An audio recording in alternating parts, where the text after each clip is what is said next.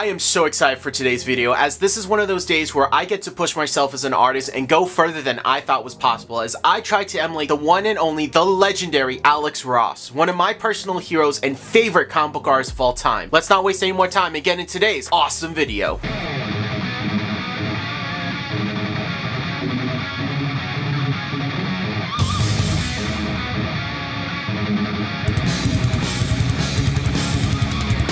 Hello and welcome, my name is J-Rod of BLACKEST. If you're new here, welcome. We craft amazing comic book style illustrations through a variety of mediums. Today's a very special video because if you guys didn't notice the title, I'm going to attempt to be painting like one of my favorite comic book artists of all time. Now, if you guys have been watching the channel for a while or you talk to me in real life for more than 5 minutes, you usually learn that my favorite artist of all time is Jack Kirby, the king of comics. I have an entire shelf dedicated to him. But you know who else is a huge Jack Kirby fan? Alex Ross. You could see Kirby's influence all over his work. Despite being described as Norman Rockwell meets George Perez, I still think the major influences on his work is still to this day Neil Adams and Jack Kirby. Now, how much of a Jack Kirby fan is Alex Ross? He actually did the background poster art for Kirby King of Comics book. Absolutely amazing book that I recommend about the life of Kirby, but this mural that Alex Ross did is absolutely amazing. I love the detail of Captain America having his hand on Kirby's shoulder. Now, I thought it would be a very interesting challenge to try and paint like one of my favorite artists, and instead of doing the easy route by picking someone like Neil Adams, Jim Lee, maybe even Kirby, I thought Alex Ross would be a fun, interesting challenge because I've been having an itch to do some realism. Now, I have a lot of references of his work. Mythology, all of his DC work. Marvelosity, all of his Marvel work. Rough Justice, which is a collection of some of his sketches, which may be the best reference to have if you want to try and work like him. And Original Kingdom Come, my dad picked up when the trade first came out. Fantastic Four Full Circle, which is one of the best books that he has released. At the time of recording, this is actually his newest comic book that he's released and is absolutely amazing. And his newest book that he's released that I've picked up at the time of this recording, this one right here, the Alex Ross Marvel comic poster book, which is half of the stuff that he did for the Marvel mural, where it's all of the heroes. There will be a villain one released later this year, and hopefully one that's actually all of them combined. This right here was my main inspiration to do this challenge. Now, what is Alex Ross's style? Some people have described it as hyper-realism, but in my personal opinion, I don't think that's accurate. I think Alex Ross's style is more fantasy realism. Hear me out. Artists like Lee Bermejo goes for a hyper-realistic style that focuses on realism, so it's grungy, it's dirty, it's not clean, and he also focuses on a lot of armor details, specifically with Batman. Here's the thing about Alex Ross, though. His artwork is clean. It's still realistic, though. It's the ideal fantasy of these characters brought into a real filter. What I mean by that is when he draws Batman, for example, he's not going with crazy armored details like Lee would. Instead, he makes the character wear a cloth costume. He creates the appearance, the feel of a classical comic while still keeping it realistic, but not over the top. He's not worrying about every little tiny nook and cranny, every Kevlar texture. Even though he is more than capable of it, he's making the feel of these characters come to life. This Superman feels real, even though this suit may not be 100% real in a sense. Even though it looks like what the Christopher Reeve Superman suit looks like, and we do know that does exist, it has a fantastical element to it. He keeps the realism and the fantasy together, and is able to paint hyper-realistic portraits while still keeping the life in it. They're not stilted, they have life in them, which I absolutely love.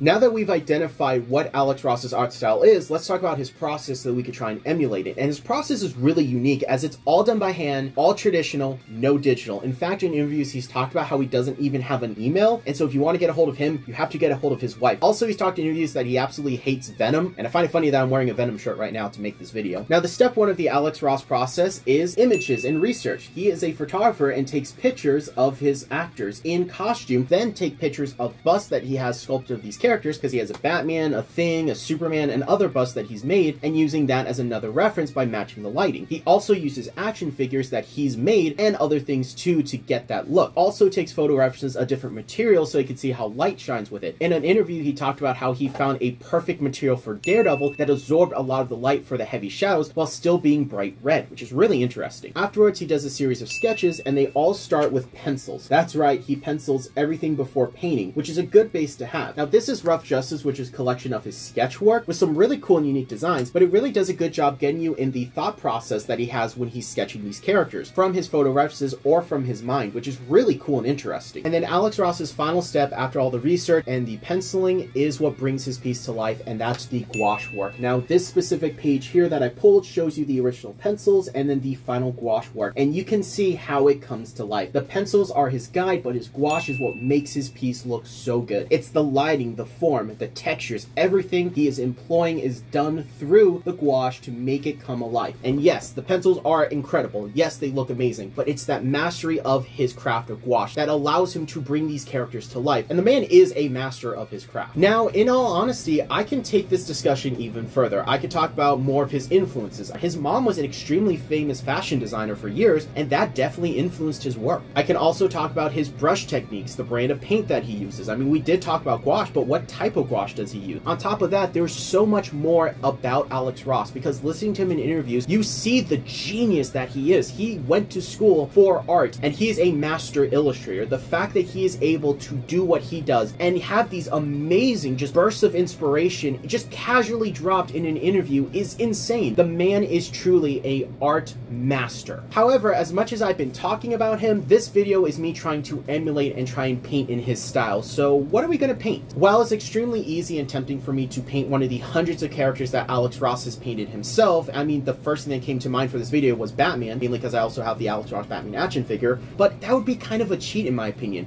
I would be too influenced on his depiction of these characters. I need to paint someone that he has never painted, and there's one character that comes to mind. That character being the superhero that I created, Wrath. I think it's perfect. Not only is it a character that I created that I have that personal attachment to, so I want to make him look good, but it's something that Alex Ross has obviously never painted. But more importantly, I'm not going to be copying Alex Ross's art. I'm going to be doing my own thing, but using his style. So doing a character that he's never illustrated is going to help me do that. Also, it helps that I've never drawn Wrath hyper-realistic, and I think you guys are going to be in for a treat with how I decide to render him. And part of the inspiration for this video was, what if someone gave me $70 million to make an awesome Wrath movie? How would he look in real life? Well, this is going to answer that question. Now, to paint like Alex Ross, we're going to have to start from the beginning by getting our photo reference. And unfortunately, I do not know anyone that is nearly jacked enough or have the right build and proportions to what I imagine Wrath would have in real life. So I went on Pinterest and did a lot of research. I ended up finding this picture of the famous boxer Florian Montiano, who was in the perfect pose, lighting, and had the perfect body type. So I decided to use this for my basis with my image, though I would have personally preferred to have a photo reference that I took myself. This will have to do. Now, we're just going to need some pencils. Now, to bring this piece to life, we're going to have to use something stronger than our normal Bristol. So I'm breaking out the big guns with the Canson Plein Air Mixed Media Art Board. This isn't just the thickest board I've ever used, but it has been able to take every medium I've thrown at it. Alcohol markers, pencils, charcoal, watercolor, gouache, you name it, it has taken it like a champ. Now, we already completed step 1 by doing all of our research and gathering, so now we need to move on to step 2, the pencils. And that didn't take long at all. Only 6 hours, but it's 6 hours well spent, and I'm incredibly proud of this pencil illustration, and I will actually make the pencils themselves available on the Artstation account along with the completed poster. But now that we've done step 2, let's go ahead and move into step 3, the gouache painting, because that's where this piece is really going to come to life, and we're going to really do what we can to emulate Alex Ross's style. So let's not waste any more time and roll that super time lapse.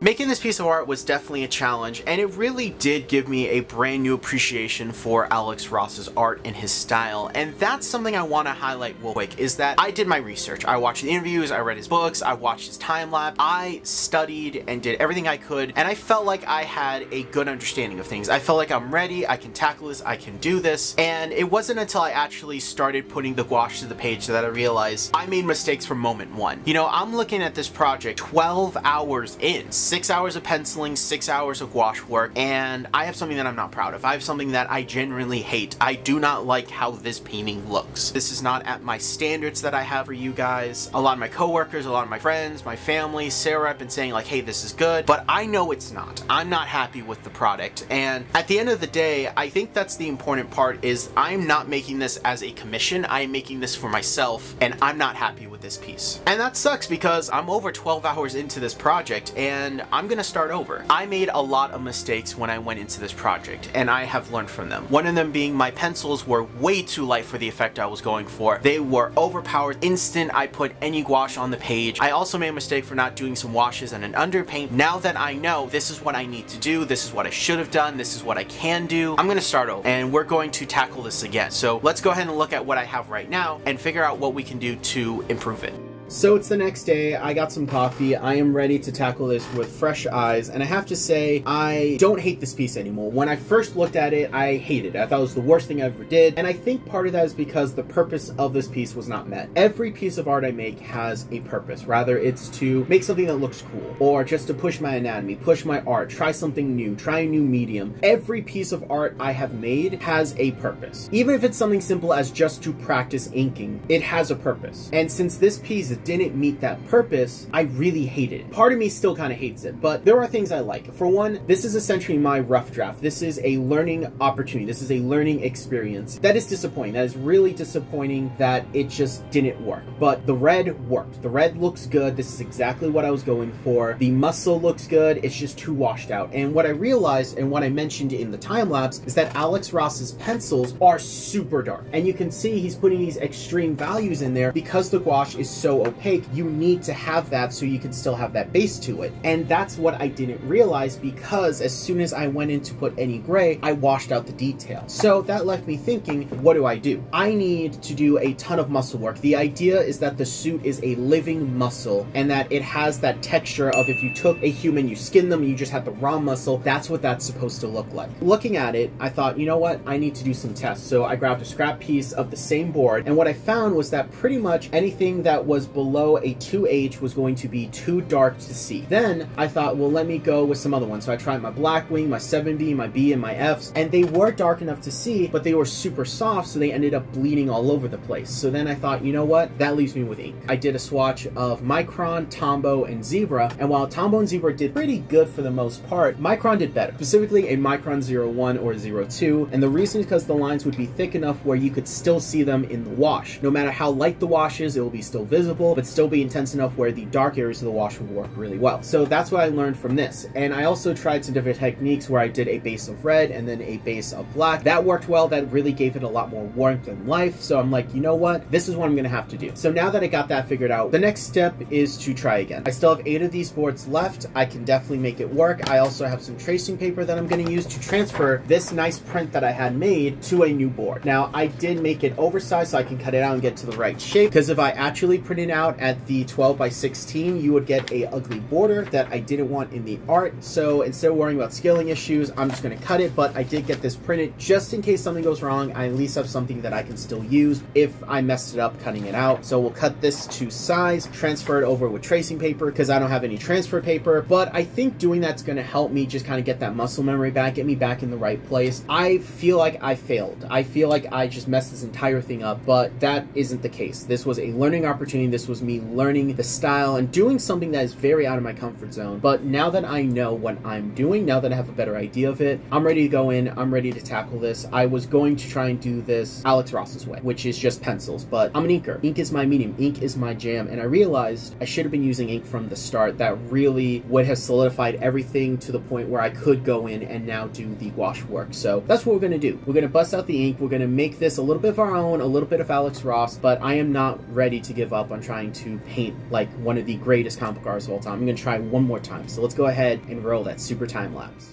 Transferring this piece was a very easy and straightforward process, though time-consuming. The main reason is because, well, I don't actually have any transfer paper. When I went to school for drawing, we just used tracing paper. They're usually for small details like an eye or a couple things here and there, but this was a very time-consuming process. However, I felt like it was worth it. It helped me get back into the mindset of creating this piece, helped me just kind of recenter myself, and also was a good way to keep everything done by hand and traditional. Yes, it did take longer, but it was well worth it, and did help me get back into the groove of things so that I can have the right mentality to finish this piece.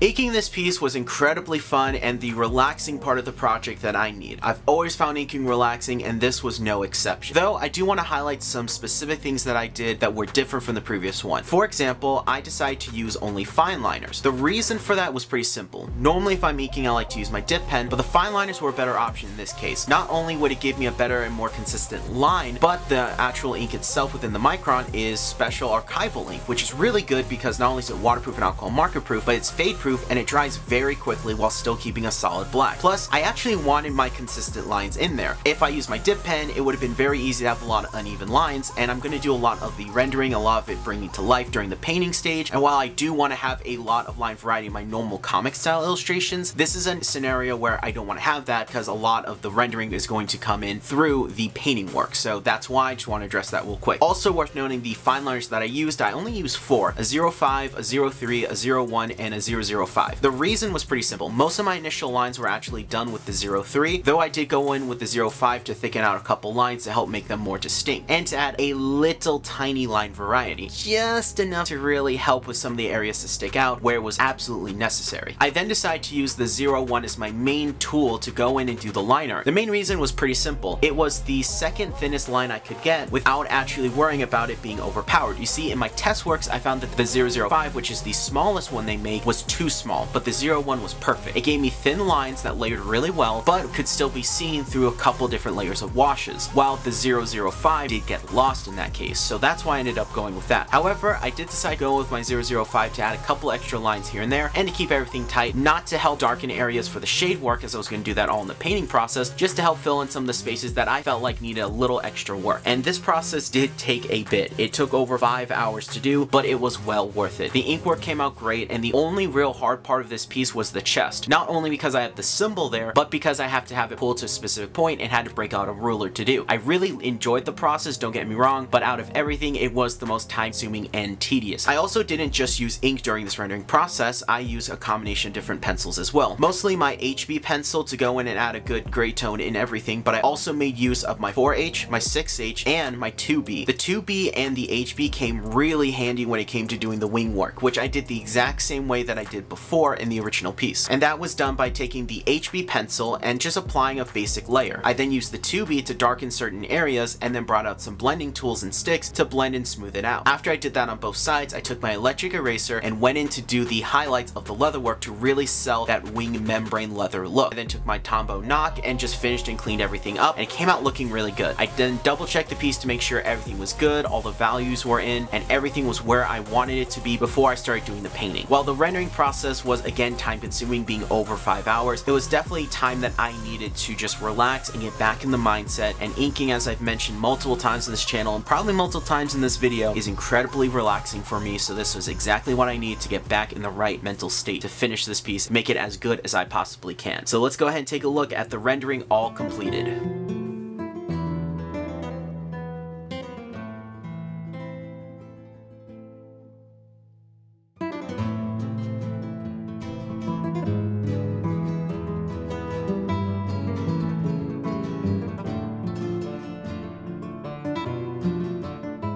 Now, normally this is the part of the video where I would say we have finished the inking, but I'm going to say the rendering because there is so much more than just ink in here. Yes, it is mostly ink, but there's a lot of pencil work to help get that depth, those tones, the shading in. Absolutely love the rendering of this piece. I already took my high quality pictures of it because I am nervous to paint it, but I am incredibly excited to try again. I'm going to take everything that we learned from this first painting that we did. I'm going to apply all that knowledge, all that experience into this piece because this piece is going to get the effect that we want. Using this as my guide, I was able to recreate the feel of this while improving on it. Now, if you look closer, you're going to notice there's not as many lines on the new piece than there was on this piece. And part of that is because I had to use a 01 Fineliner and a 005 Fineliner, which are much thicker than the pencil strokes in here, so I could have something more solid, something more dark, something that you'll be able to see through the layers of paint, and that's why I had to go that route. So technically, this is more detailed, but the look of the ink work is so good, I'm okay with that compromise. It's not even really a compromise, it's something I just wanted to point out. But funny enough, I did end up using the smaller print quite a bit. This definitely helped me with knowing the muscle detail in terms of which direction they should go in, double checking the lighting. And one key distinction between these two is I didn't put the values fully in. If you notice on the red parts and on the black parts of the suit, there isn't a lot of actual shading. And I did that on purpose because I think it'd be more organic to have that in the paint process. Because as I was applying the layers of paint in this piece, I found that those tones, while they did kind of help and prevented me from doing something more organic or natural, so that's why I haven't put them in there. I am so excited to try to paint this one more time. I've taken everything I've learned, so let's go ahead and move forward and get into that amazing time lapse.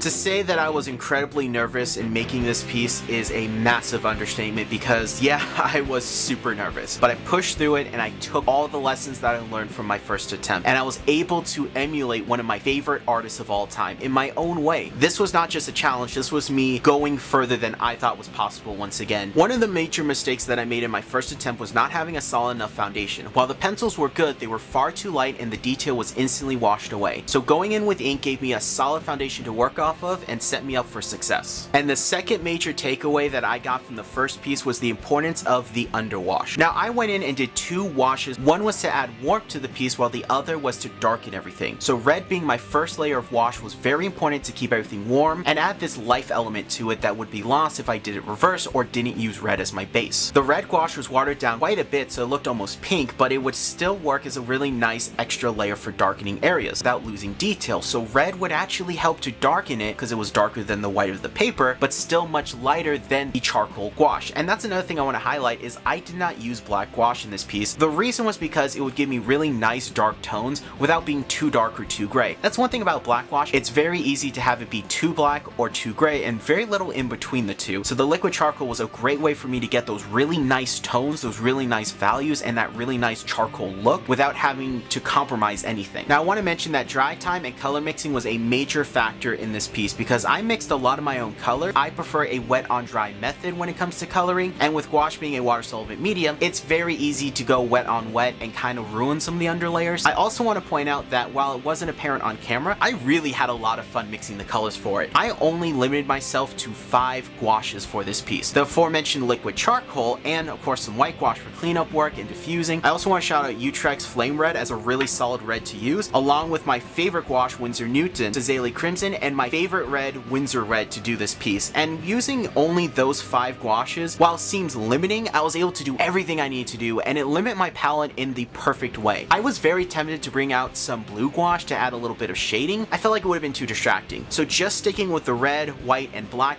really helped to get my tones, really helped with all the color mixing. It helped everything feel real, but also unified in that way that Alex Ross does. One thing I have to say is brush confidence matters because I have been pushing my ability to use a brush. I felt like I had 100% control. There wasn't a time that I felt like I couldn't do anything. There wasn't a time where I felt like I was doing it wrong. I really felt like I had all the tools that I needed to succeed because normally when I make a piece like this, I'm using my dip pen, I'm using other tools, I'm not just using a brush. While I did use fine liners to create the solid foundation to work off of, coloring it was all done with a brush and I love how it looks. I felt very confident and I really enjoyed the entire process. Something about gouache is that it's all paint to water ratio. The more water you add to your gouache, the more like watercolor it behaves. But the less water you add, the more like acrylic. And I really did enjoy taking advantage of both ends of the spectrum, where I had very little water for really solid, strong details, and I had a lot of water for the washes and layering. But when I had the right amount, where it was creamy, where it was super smooth, it was down like watercolor, but was opaque like acrylic, that's really where I enjoyed this process, and really where I felt like I was bringing the piece to life. When it came to doing Raph's muscle details, it was mostly with water. I was really watering down the charcoal, and I was layering it down, and I really enjoyed the whole layering process to get those darker tones. I had my reference up, and I was using it constantly to make sure everything was good, everything was lining up, and everything was matching, and the continuity with the lighting was all good. The wings were a bit more challenging, yes, but you know what? I was still able to make it work. Something I also want to point out is that while the Kanzen mixed media board was really good and really sturdy, it did warp more this time, and that's because I was using a lot more liquid, I was using a lot more washes, and it also did peel in a couple ways, which really sucks. It was quite nerve-wracking, but it still held up, and I was able to make this piece come alive. The thing about gouache is a very forgiving medium. You're really able to go in and fix mistakes incredibly easy. Now, I do want to highlight that since the red was done differently from the rest of the body, I did have to pay a lot of attention to the light continuity to make sure everything matched, and I feel like I did a good job. After Raph was done, all that was left was the wings. It was quite a few different layers of washes because I kept mixing in more red, more Azalea Crimson, more Windsor Red, more water. I feel like after the 3rd and 4th wash and everything was fully dry, I had to add just the right color to go in and add the highlight for the leather look. And that's where my script brush came in handy, and I was able to do those really thin, nice details. And again, something I want to highlight is I took the Flame Red Utrecht gouache and just added a little bit of water, just a little bit to help it flow a little better off the brush, and it was very easy to do and go in and do those thin lines. I love how it came out. I love how it's a pop of color. I love how there's not a purple tint to everything, but there's that royal red tint to everything. And and that strong foundation just made those highlights pop even more. And now painting like Alex Ross, I feel like I have a better understanding of gouache and that I'm able to push it further than I had before in my previous artwork. After letting everything dry, I looked it over a few times just to make sure everything was good, just to make sure it was exactly what I wanted, and then I went in and cleaned up all of the wash strokes. Originally, I thought I should keep them and just have it be a nice part of the piece, but no, I decided to go in with white gouache to touch it up, get rid of it. I'm really happy I did because that really helps to unify everything and give it that photo look. I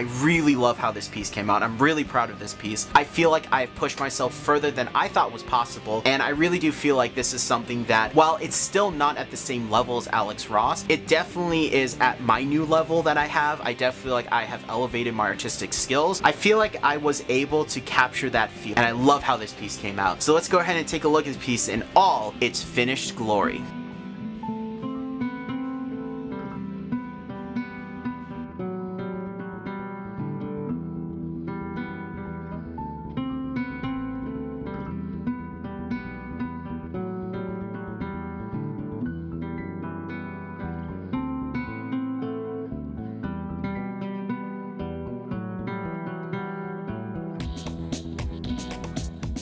And we're done. After over 30 hours, we have an amazing piece of artwork that I am so proud of. This is one of my favorite pieces I have ever made. Now that is a high number. That's including all the research, the penciling, the first attempt at painting, transferring, inking and re-rendering it, and then the final paint, plus all the filming. 30 hours to get here, and it is time well spent. I love how this piece looks. It is, again, one of my favorite pieces I have ever made. And while, again, I don't want to say that this is on Alex Ross's level, I believe that I captured the feel of an Alex Ross painting. What he puts into his work and his approach, I think I captured it right here, and I am in love with how this piece came out. And if you guys like this piece, this is available on my Artstation account for a $1 digital download, along with physical posters that you can have made in a variety of sizes and materials. And not only will this one be on there, but also the render and the original pencils. So 3 different posters that you can get. I am so proud of this piece. I can't wait to do something like this again. This is going to be part 1 of a 7-part mural. We will revisit this and do his 6 villains in this style, this quality. We're going to take everything we learned and make even better pieces, and I am so excited to tackle that in the future. And I would love to hear your guys' opinions in the comment section down below. What do you guys think of this piece? Did I succeed in my goal? Do you guys like it? What can I improve on? I love hearing your guys' feedback, and this is a piece that is going to proudly go somewhere in my room. This is one of those pieces, like with the Magician piece, that just pushes me and inspires me, and it's a great little milestone of what I can do as an artist and how I want to push myself, and I am just so proud with how this piece came out, and I just want to hear your guys' feedback. It's honestly one of my favorite things about doing what I do. And thank you all so much for watching. Leave a like on the video if you enjoyed it. Subscribe to the channel for more art animation based content. Let's see how many likes and views we can get. Maybe Alex Ross will be able to see this and I can get some critiques from him. I would love to hear his feedback, but that's wishful thinking. And thank you all so much for watching. Have a great day. Be safe. I draw power in my own soul. And you guys take care and keep being creative.